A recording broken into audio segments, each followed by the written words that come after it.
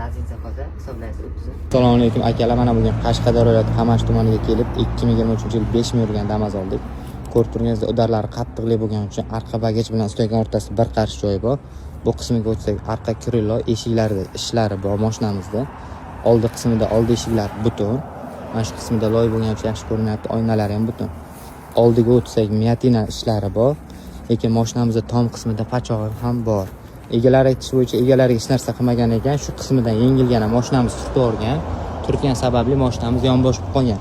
Bu qismiga o'tsak, bu qismida mashinamiz eshik, polni orqa kirilla, orqa eshiklari butun, lekin miyatina ishlar bor, ko'rib turganingizdek.